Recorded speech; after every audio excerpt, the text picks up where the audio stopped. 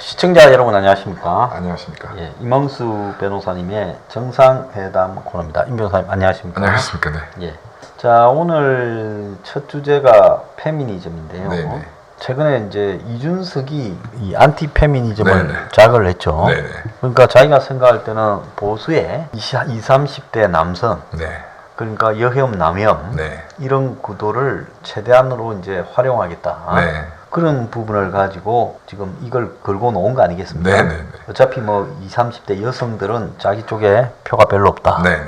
그래서 그걸 이제 걸어서 이걸 자극을 해 오지 않았습니까? 네네. 근데 이제 흔히 이제 이야기하는 좌파는 페미니즘, 친페미니즘, 네. 우파는 또 안티 페미니즘이다. 네. 뭐 이런 구도에 간 건데요. 네. 근데 이제 그런 선거를 뭐 겨냥한 그런 어떤 논란 이전에 이 페미니즘이라면 여성이 남성에 비해서 여러 가지 사회적, 네. 정치적 그 뭐라고 할까요? 이제 차별을 네. 겪고 있다. 네. 이제 이런 부분에 대해서 남녀가 동등하게 대우받아야 된다. 이제 이런 거를 갖다가 의미하는 거 아니겠습니까? 그렇습니다. 네. 그래서 이제 그런 측면에서 봤을 때 여성이 남성보다 참정권, 즉 투표나 이런 이 선거권이나 비선거권이 굉장히 늦게 네. 이야기가 됐죠. 네네네. 생각보다 우리 생각하는 것보다 한국은 굉장히 일찍 했어요. 네. 그렇습니다.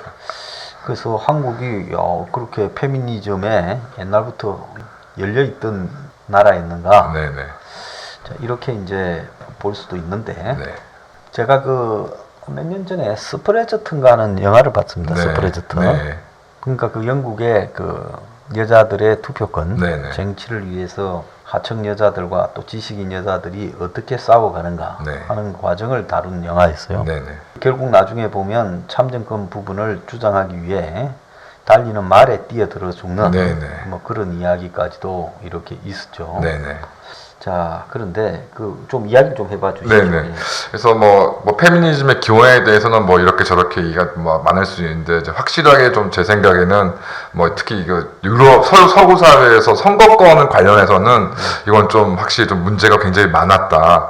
그래서 이제 아시는 바와 같이 영국 같은 경우에는 이제 1830년대쯤 되면 그래도 대략 이제 남성에 한해서는 이제 보통 선거권이 주어져서 이제 참정권이 보장이 되는데 여성들 같은 경우는 정말 끔찍하게도 좀 이 선거권 자체가 부정되는 경우가 굉장히 좀 심했습니다. 그래서 결과적으로 말씀하신 것처럼 이제 근대 1800년대 후반쯤에 들어와서는 사실 여성의 선거권, 참정권 확보를 위해서 이제 페미니즘 운동이 격화됐습니다. 그래서 어쨌든 이제 제일 먼저 앞서서 좀 선거권이 인정된 게 뉴질랜드인데 이게 1893년이니 굉장히 좀 늦었던 건 사실이고요.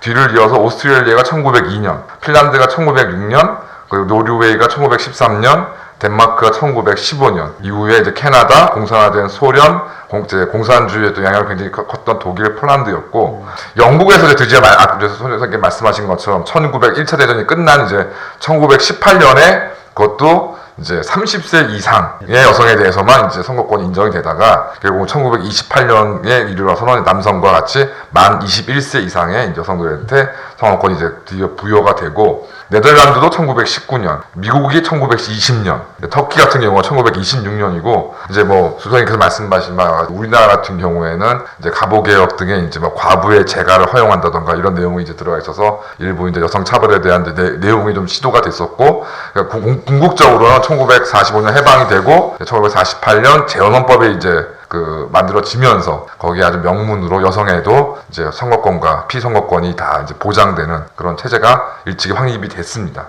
결과적으로 이제 이런 부분에 대해서 이후에 이제 뭐 이런 부분들 페미니즘 운동이 사실 발전된 것은 뭐 여성주의 운동가들의 어떤 뭐 노력도 없지 않았겠지만 사실 제일 중요한 건 전쟁이었습니다. 아시는 바와 같이 이제 특히 1차, 2차 세계대전 대규모의 이제 남성 인력들이 전쟁으로 동원되어야 되는 상황에서 하는 수 없이 이제 여성들을 이제 군수 산업을 위해서 이제 노동력을 동원하다 보니 집안에서만 이제 갇혀있던 여성들이 실제 산업 현장에서 뛰어나게 되고 특히 이제 1960, 70년대에 미국을 포함한 서구에서 다시 격화가 되는데 이 부분도 좀 경제적인 문제와 연관이 있는 것이 1950년대에 미국 같은 경우에 이제 우리가 알고 있는 뭐 세탁기, 냉장고 등의 이제 최신 가전 제품들이 이제 쏟아 나오면서 사실은 이제 그 주부들이 이제 파트타임으로 이제 그런 것들을 이제 새로운 전기 제품을 마련하기 위해서 이제 저임금으로 이제 파트타임으로 이제 일을 하다가 1970년대 특히 들어오면서 가까워지면서 이제 남성들의 이제 불황, 전 세계적인 불황으로 인해서 이제 남성 가장 그 실직을 이제 겪게 되고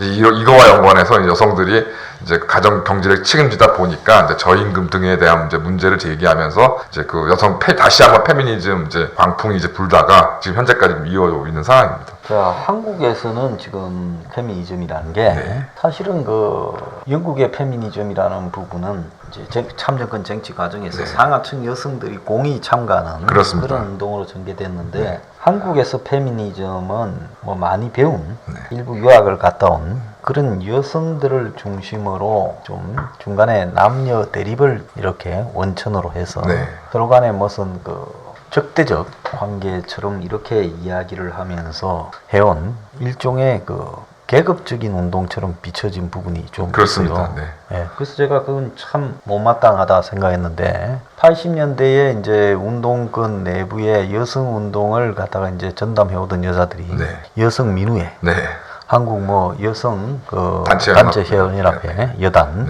그런 쪽으로 하면서 한명숙을 필두로 해서 뭐 그 남인순 등 쭉 그 인맥이 지금까지 내려왔고 윤미향은 그 끈저리에 이제 그렇습니다. 한 축이라 이렇게 봐야 되는데 근데 이제 그런 여자들이 대부분 저 민주당 계열의 좌파 정당의 다 비례대표나 상위 또 고위직 뭐 이 장관들 총리를 해먹고 이렇게 이제 하면서 과연 이 사람들이 정말로 이 시대의 다수 서민 여성들을 대표하고 있는 그런 아젠다를 가지고 싸워왔느냐 이런 문제에서는 좀 이의가 있고 또 요 근래 들어와서는 20대 30대 남성 여성들 간의 젊은 층에 서로 간에 마치 무슨 원수처럼 이렇게 적대감을 가지고 여혐 남혐을 가지고 사소한 문제라도 또 여성의 뭐 폭행이나 주행 또 그런 뭐 여성의 그 살인 강남역 살인 사건 화장실에서 좀 정신이 이상한 남자 젊은이가 있었죠.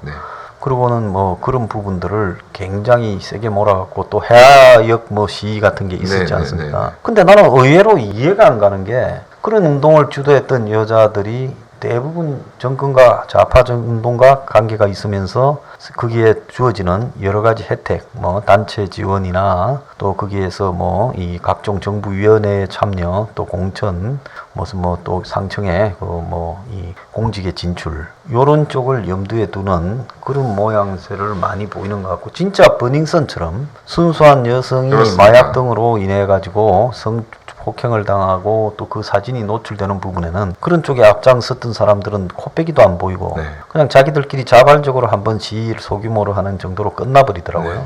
그러니까 이 한국의 여성 운동을 끌고 가는 그 일부 사람들의 어떤 정치적인 유착을 이 여성들에게 남성 여성의 적대성을 자극해서 끌고 가는 측면이 있지 않냐. 이준석은 또 그 반대를 이용해 먹거든요. 그렇습니다. 그래서 페미니즘이건 안티페미니즘이건 뭐 그걸 요즘 또 메갈이라고 뭐 이야기를 하지 않습니까?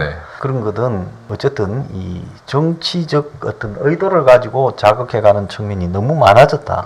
저는 그렇게 보고 있습니다. 그래서 하여튼 뭐 저는 뭐 페미니즘, 반티페미니즘 이 논란을 떠나서 하여튼 뭐 우리나라에서도 사실 뭐 선거권 문제는 일찍이 이제 헌법, 뭐 재헌헌법을 통해 해결됐지만 사실 뭐 정치, 사회, 경제적으로 여성들이 많은 차별을 받았던 건 과거에 그런 건 사실이었고 이제 이런 부분에 대해서 이제 뭐 거듭 말씀드리지만 이제 이게 사회 경제적 또 인식의 변화 등등으로 사실 이제 여성들의 어떤 지위가 계속 향상되어 온 부분도 있고 거기에 여성주의 운동을 하셨던 여성주의 운동 세력의 역할은 어느 정도 있지만 사실 이제 우리나라 같은 경우에 특히 여성주의 운동 세력들은 근본적으로 원래 정치 지향적, 권력 지향적 그래서 자리를 뭐 어떤 여성이라는 것을 내세워서 나눠 먹는 식으로 사실 그래서 뭐 1990년대까지 올 때까지 뭐 큰 갈등 없이 사실 남성 기득권 내에서 그냥 어느 한 포지션을 인정받는 그냥 배분받는 정도의 이제 상황이 있었는데 1990년대를 넘어오면서 제 개인적으로는 좀 두 가지 큰 사건이 있었습니다. 그래서 첫 번째가 이제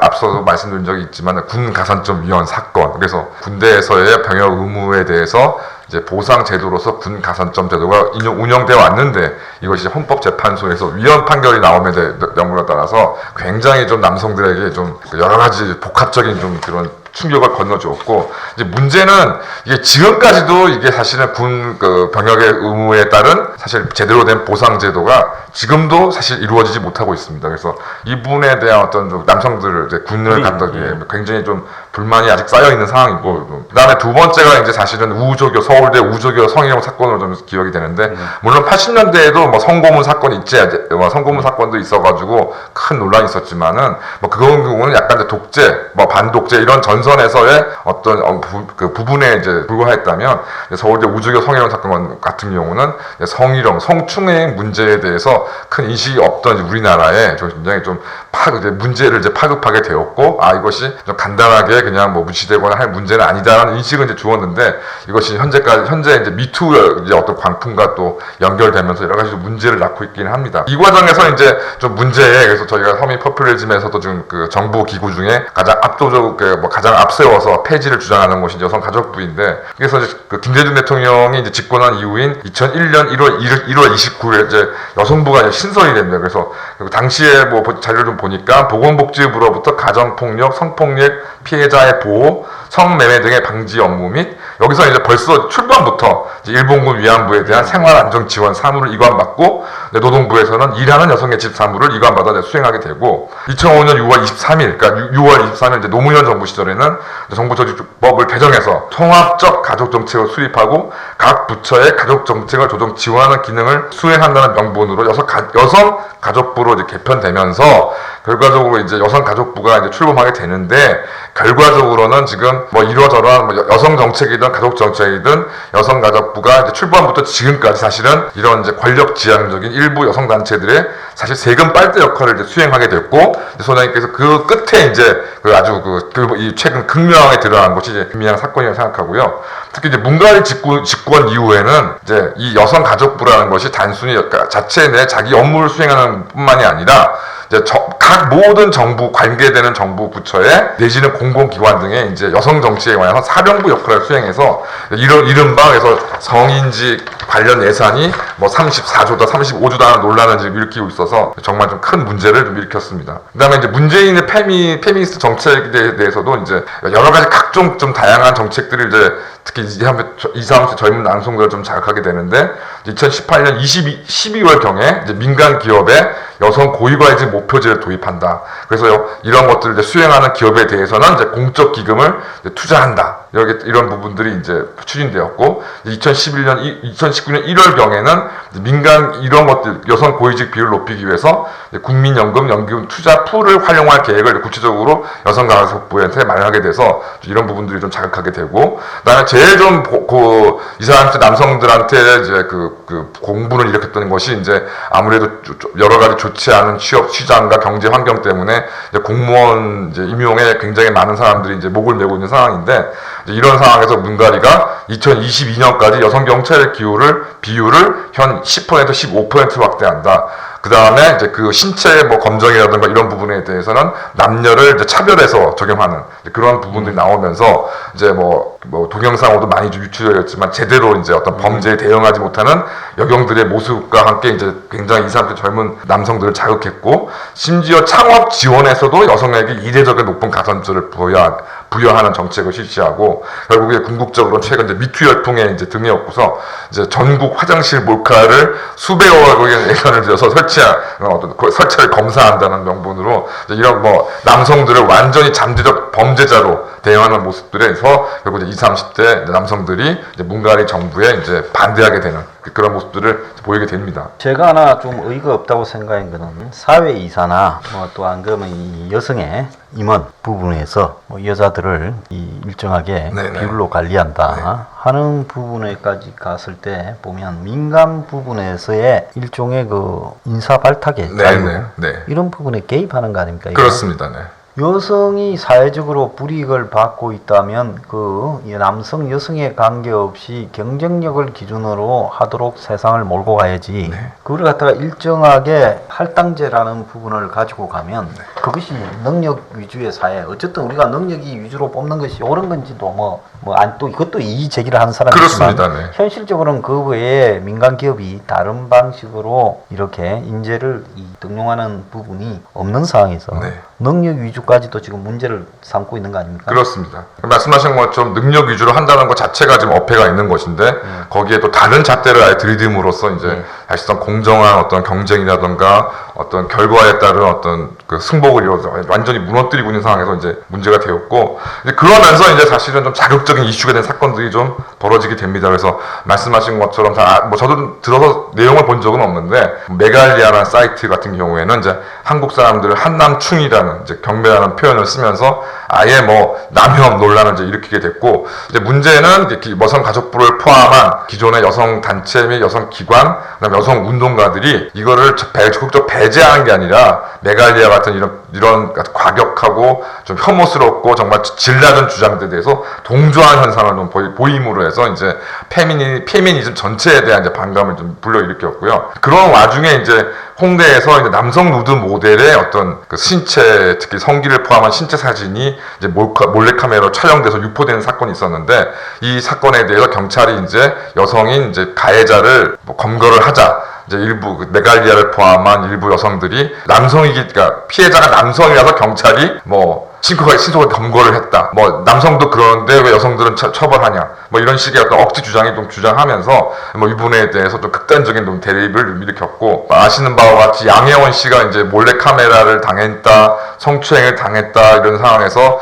이제 그 누드 사진을 이제 찍는 것을 이제 매개했던 스튜디오 사장이 자살하게 되는데, 사실 저도 개인적으로 뭐 누가 옳다, 뭐 누가 거짓말한다 이렇게 말씀드릴 수는 없지만 굉장히 좀 온갖 의문들이 좀 있는 상황에서 성추행이 유죄가 인정이 돼버리는 상황에서 이제 굉장히 논란이 일었고, 뭐 최근에는 뭐 GS25 포스터에 이제 그 말씀드린 그 메갈리아는 어떤 사이트의 어떤 상징이 그 기업의 포스터에 드러남으로 해서 이제 20, 30세 남성들이 주도해서 뭐 불매 운동이 일어나서 이제 이를 뭐 해당 회사에서 포스터 사진을 삭제하고, 뭐 카카오뱅크 경찰청 사이트 이제 이런 상상에서 이제 이상한 어떤 손 모양이 이제 메갈의 상징이다라는 논란이 이제 벌어지게 됐는데, 그러니까 몇 년 전에 이제 일베 관련해서 이제 뭐 어떤 남자 연예인이 뭐 일베의 어떤 손동작을 취했니 안 취했니 가지고 논란이 있고, 뭐 일베랑 연루만 냈다고 한다 그러면 완전히 뭐 사회에서 배척돼야 될 뭐 그런 것들의 어떤 역전 현상이 지금 메갈로 관련돼서 벌어지고 있고요. 제일 사실 저는 큰 문제가 생각하는 게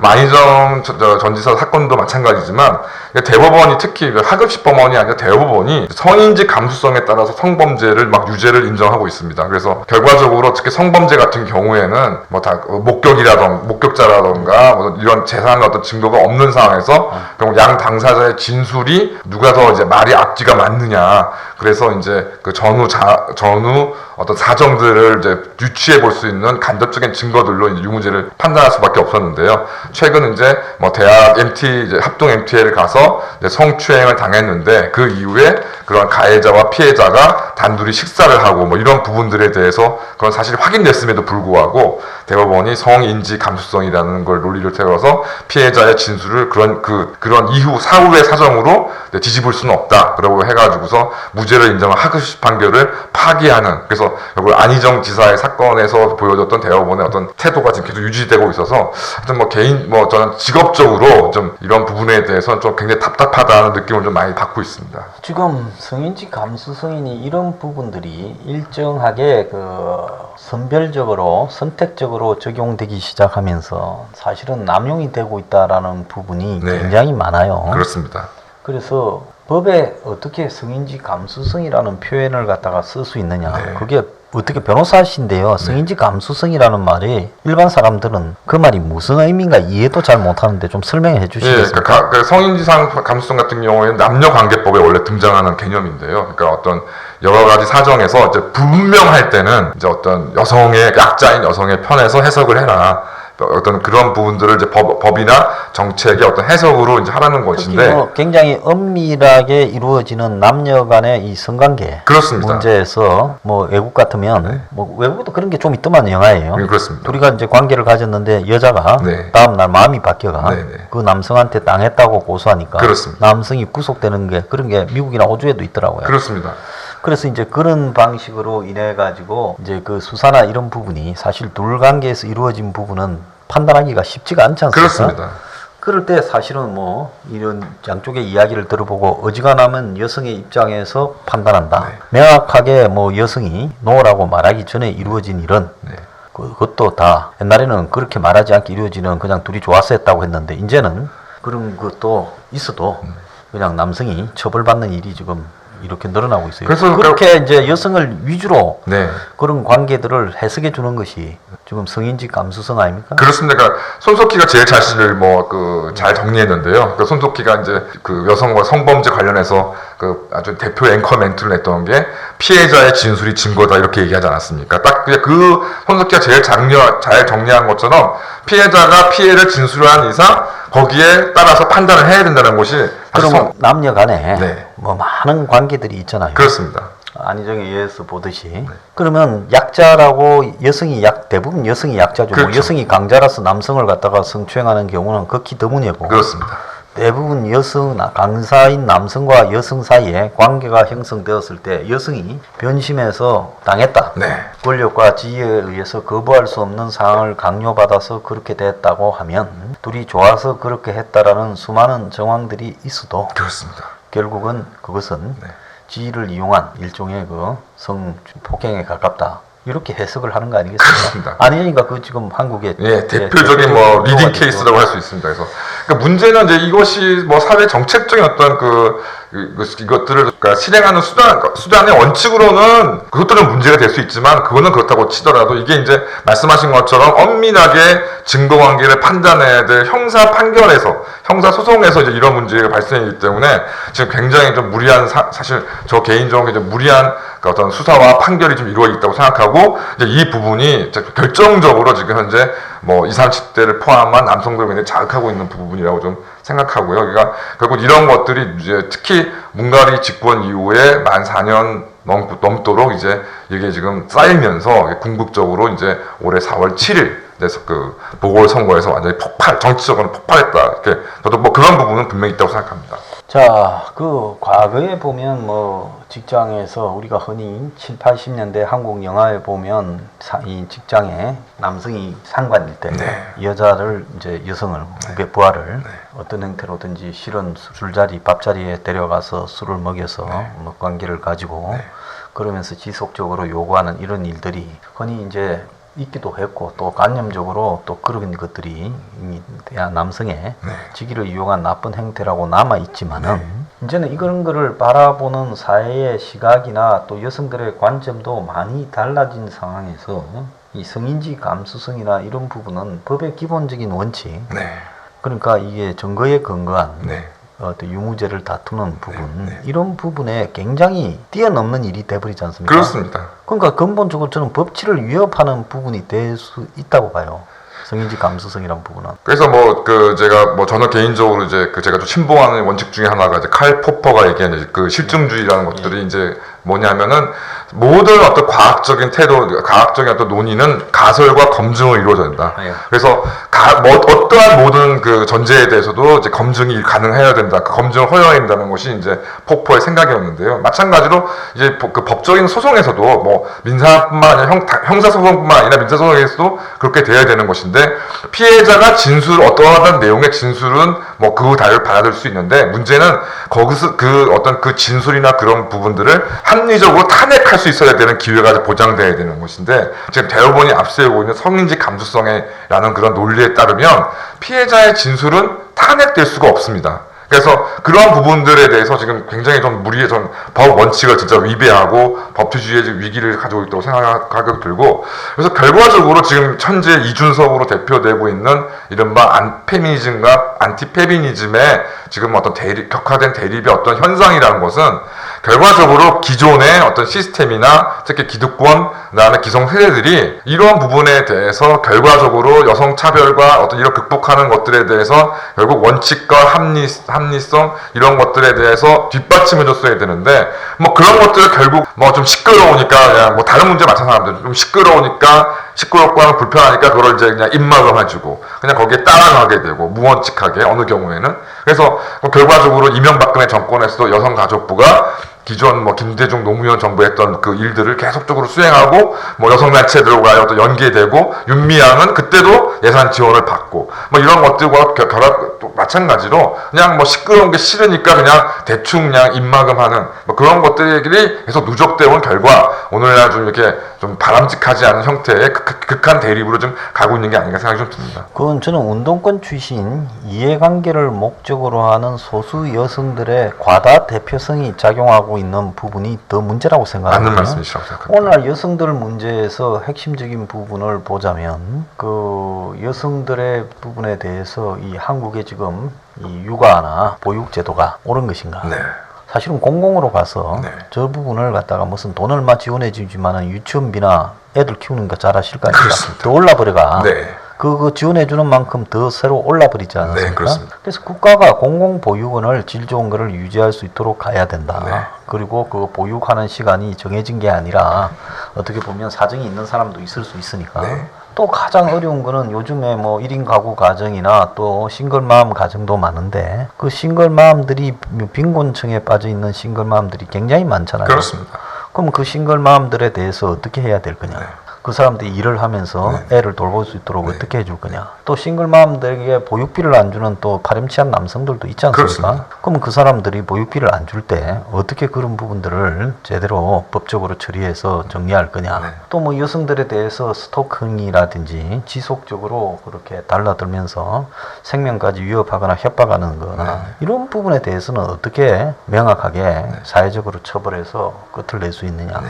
이런 것들이 보편적인 부분이고 그래. 그러지 않습니까? 네네. 우리 옛날에 보면 여성 노동자들이 저희들 다닐 때 보면 인권이나 성 문제에서 정말 많이 당했거든요. 그렇습니다. 70년대, 80년대요. 내가 어릴 때 보면요. 그래서 이제 사실은 그 한국도 다른 나라도 그랬겠지만 그 시대에 야만의 사회에 가까웠는데 그간에 이제 이런 부분들이 조금씩 바로잡아지고 있지만 네. 그렇지만은 또 이런 것들이 그 아직도 약자 계층이 있는 부분에는 많이 남아 있거든요. 네네. 그럼 사회적 약자인 여성들을 보호하는데 저는 여성 운동의 이 핵심이 모여져야 되는데 네. 상류층 저거들이 여성 운동의 일정한 권한을 갖다가 이렇게 쿼터를 가지고 자기들이 출세하는데 네. 여성 운동의 대립을 이용하고 있고 또 네. 국가의 예산을 이용하고 있고 네. 또 국가의 공공직을 이용하고 있다. 네. 그리고 정치 진출에도 또 이용하고 있다. 네. 저는 그렇게 보고 있습니다. 네, 그렇게밖에 저도 생각이 안 듭니다. 네, 그래서 많이 배운 여자들이 독점하고 있는 한국의 비뚤어진 여성운동. 네. 정작 여성운동이 보호해야 될 노년의 여성들의 또 불쌍함이라든지 또 이 보호받을 수 있는 싱글맘이라든지 저소득 여성들의 문제 네. 이런 것들은 정작 대변하고 있지 않다는 그렇습니다. 그래서 이건 반드시 고쳐져야 된다 이렇게 생각합니다. 네. 자, 오늘 방송 여기서 마치겠습니다. 감사합니다. 감사합니다.